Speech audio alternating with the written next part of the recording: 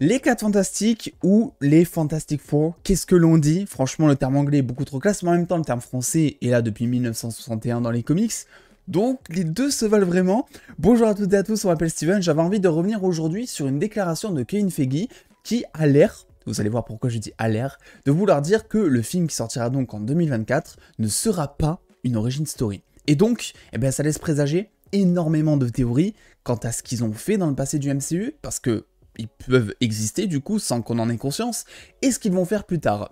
Donc Kevin Feige, qu'est-ce qu'il a dit pour commencer? Il est allé à la San Diego Comic Con, vous le savez, et donc c'est le Hollywood Reporter qui nous dit que Kevin Feige, je cite, a dit « Beaucoup de gens connaissent cette histoire d'origine, puisqu'elle est dispo depuis 1961 dans les comics. Beaucoup de gens connaissent les bases de cette histoire. Comment pouvons-nous prendre cela et apporter quelque chose qu'ils n'ont jamais vu auparavant ?» Nous nous sommes fixés une barre très haute en portant cela à l'écran.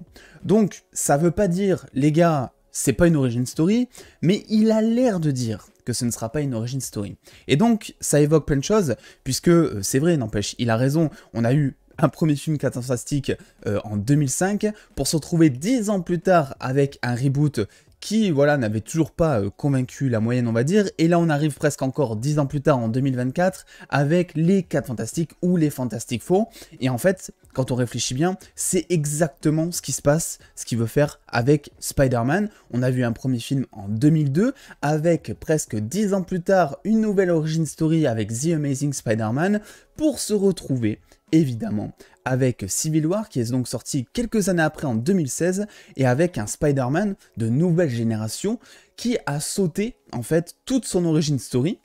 On n'a pas découvert comment est-ce que le Tom Holland, le Spider-Man de Tom Holland a obtenu ses pouvoirs, c'est quelque chose qu'ils ont décidé de skipper étant donné qu'on l'avait déjà vu 2 fois, et c'est quelque chose qui normalement devait être expliqué dans la série d'animation Spider-Man Freshman Year, mais les dernières informations nous laissent penser que en fait on ne raconterait pas finalement comment est-ce que le Spider-Man du MCU de Tom Holland, le vrai et pas un variant, a obtenu ses pouvoirs. Et donc vraisemblablement, s'ils partent sur un film 4 Fantastiques, c'est quelque chose qu'ils feront, ils vont skipper en fait toute l'origin story, une chose que pour le coup je trouve pas nécessaire. Je pense qu'elle est plutôt intéressante cette origin story à apporter contrairement à Spider-Man, parce que les films n'ont pas cartonné de ouf, que ce soit commercialement, que ce soit en termes de critique. Il y a beaucoup aussi de nouvelles générations qui connaissent peut-être pas les 4 Fantastiques, c'est pas comme Spider-Man que tu retrouves partout, il y a des jeux vidéo, il y a de tout quoi, tu vois. Spider-Man, t'es obligé de le connaître même si t'es extérieur à l'univers un peu de la pop culture. Les 4 Fantastiques, c'est vrai qu'ils n'ont pas bénéficié d'une image ultra positive ces dernières années, et c'est pour ça que je me dis, est-ce qu'une origin story ça serait pas cool?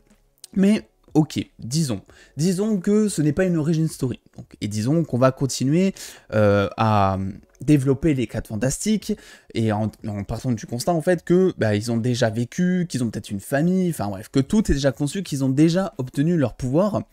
Quel serait en fait, qu'est-ce que l'on fait avec eux? Parce qu'il faut des explications. Il faut des explications. Pourquoi est-ce qu'ils ne sont pas intervenus durant tous les événements qu'il y a eu? Il y a des villes qui se sont faites détruire. Il y a Kang qui arrive. Il y a le multiverse qui a pété en deux. Pourquoi est-ce qu'ils ne sont pas là, sans parler de Thanos évidemment?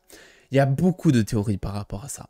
Je pense que la théorie principale que l'on peut émettre par rapport à ça, c'est qu'ils sont bloqués quelque part.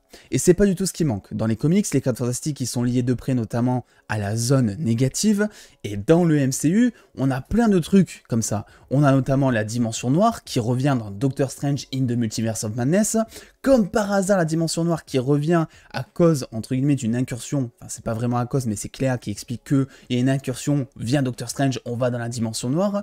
Une chose intéressante quand on sait que justement, Mister Fantastique, même peut-être, si c'est un variant, je ne sais pas, on en parlera peut-être, c'est lui qui avait introduit le concept même d'incursion.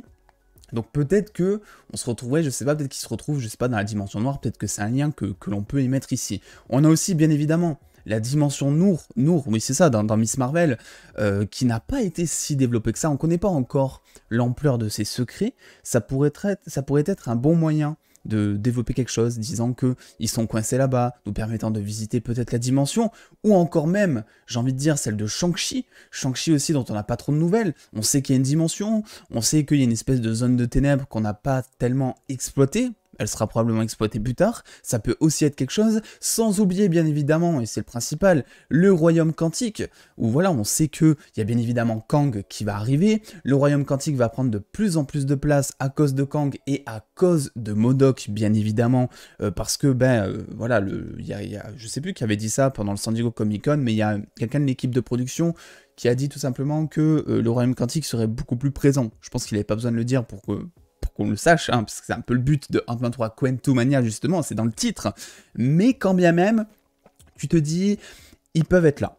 Du coup, la grande question, c'est est-ce que les 4 Fantastiques vont servir un peu de facilité, enfin, facilité oui et non. Vous le savez, dans Endgame, on avait notamment Scott Lang qui était apparu un peu avec le plan, tu vois, genre c'était la dépression, l'apocalypse, tout le monde était claqué au sol, enfin tout le monde était mort plutôt. Et Scott Lang arrive grâce à un rat, et puis bim, il arrive avec le plan. Alors c'est pas lui qui l'a conçu, on peut dire merci à Tony Stark plus qu'à Hulk d'ailleurs pour ce voyage temporel, mais il arrive avec le plan, avec l'idée. Est-ce que les 4 Fantastiques, ça serait pas un petit peu comme ça, étant donné que le film, c'est le premier film de la phase 6, il faut quand même le mentionner, ce qui est important, et donc ça peut te permettre d'ouvrir en fait tout un horizon, si tu veux.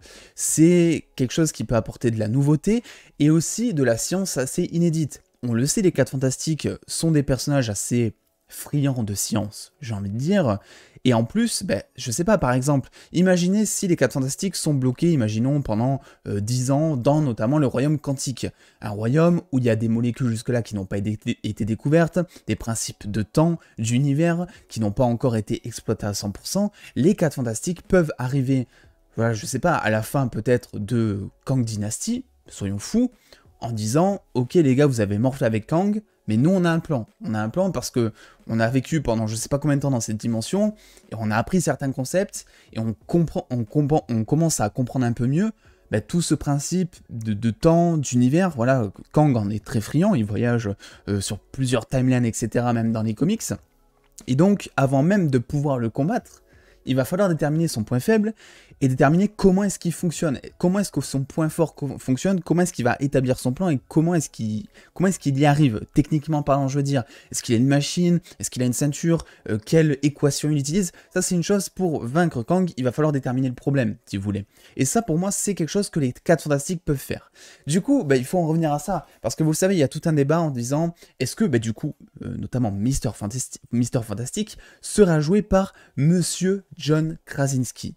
Alors l'acteur a été interviewé récemment, il reste assez vague, on peut interpréter que oui il reviendra, comme on peut interpréter que non il ne reviendra pas, donc je vais pas vraiment m'étaler là-dessus parce que j'ai pas grand chose à en dire de très concret.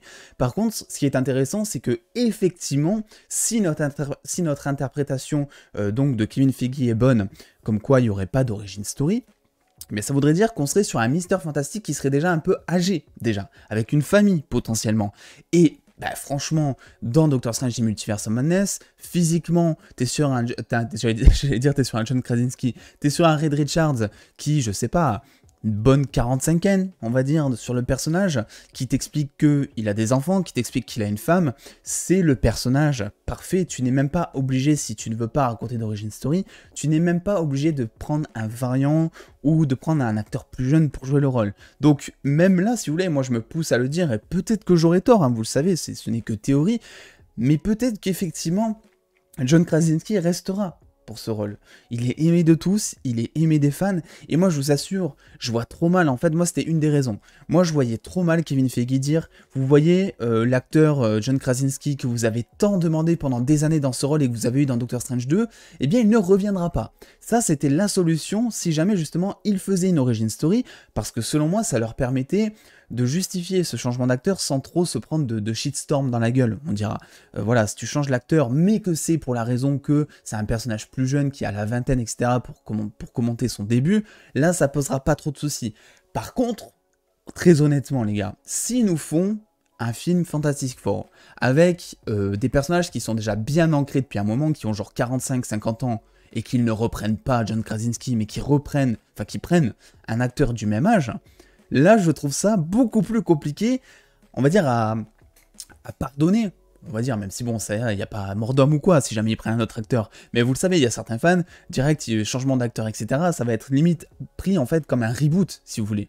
C'est comme quand on a eu, je sais pas, les The Amazing Spider-Man, alors qu'on était fan de la trilogie Sam Raimi, ou à chaque fois qu'il y a eu un changement d'acteur Batman, je suis persuadé que même si John Krasinski est apparu pendant un seul petit caméo dans Doctor Strange 2, eh bien que les fans ne veulent absolument pas qu'il y ait un changement, et que s'il y a un changement, ça va être vraiment de la même ampleur, voire pire, parce que le fandom de Marvel, c'est ultra répandu sur la toile et devenu beaucoup plus toxique aussi, il faut le dire, qu'à un certain moment de l'histoire du MCU, et ça va prendre une ampleur considérable. Donc tout ça pour dire, apparemment, on serait donc sur une origin story selon... non, pas du tout, là tu dis l'inverse de ce que t'as dit pendant 10 minutes, Steven. On serait sur une non-origin story de la part apparemment de Kevin Feige, comme ça qu'on peut interpréter ses propos. La question c'est, est-ce que du coup ils sont bloqués dans la zone quantique, la zone négative, le royaume de Shang-Chi, le royaume Nour, enfin la dimension Nour, il y a tellement, si vous voulez, de possibilités, tellement de choses à faire. J'avoue que moi, la dimension Nour, c'est un truc qui paraît intéressant, qu'on n'a peut-être pas assez exploité, mais très logiquement parlant, voilà, ce qui serait plus logique, ça serait quand même le royaume quantique, étant donné que ce soit dans les comics, ou voilà, même que ce soit par rapport au personnage des 4 Fantastiques, c'est un petit peu le truc qui semble le plus logique, mais après tout, on ne l'oublie pas, les 4 Fantastiques, ça reste aussi des scientifiques comme des explorateurs, donc rien ne dit qu'ils vont aller sur la zone quantique ou dans la zone négative comme dans les comics, ou voilà, donc ça on n'en sait rien. Écoutez, je voulais vous partager cette news, vous donner évidemment mon avis un petit peu avec ça, parce que ça va avec, et je sais pas, il y a des choses à dire, il y a des choses qui semblent intéressantes là-dedans, je sais pas comment ils vont l'exploiter, et ce film, mais bordel, qu'est-ce qu'on l'attend? Je pense qu'en vrai de vrai, je l'attends plus que Secret Wars, pour tout vous dire. Dans le sens où Secret Wars, c'est peut-être le dernier film qui va tout conclure, la saga du multiverse, etc. Mais Secret Wars, tu sais plus ou moins à quoi t'attendre. Si on a lu les comics ou si on les connaît un petit peu de loin, bien que ça reste une adaptation évidemment, tu connais un petit peu le pitch qui va être qu'en gros, il va y avoir un gros danger, que toutes les réalités vont très certainement s'effondrer, ou en tout cas vont peut-être s'effondrer, et que les Avengers seront là pour sauver le multiverse. Là, les 4 Fantastiques, tu sais rien, tu sais pas le casting pour l'instant. Rendez-vous début septembre pour la D23. Tu sais pas dans quelle époque ça se passe, si c'est vraiment une origin story ou pas, comme on le dit ici. Les acteurs, tu connais rien. Et moi, ça m'intrigue de ouf, donc je dirais, dans l'ordre, mes plus grosses attentes pour ces 3 derniers films, c'est plus, on va dire, Kang Dynasty en premier, parce que Kang, je pense qu'il va être incroyable. Les 4 Fantastiques et Secret Wars, bien évidemment. Écoutez, n'hésitez pas, vous aussi, à me faire votre classement en commentaire. Et puis nous, écoutez, lâchez le petit pouce bleu si cette vidéo vous a plu. N'oubliez pas de me suivre sur Twitch, Insta et Twitter. Et en attendant les dos, prenez soin de vous, faites-vous bien kiffer. Des bisous les dos.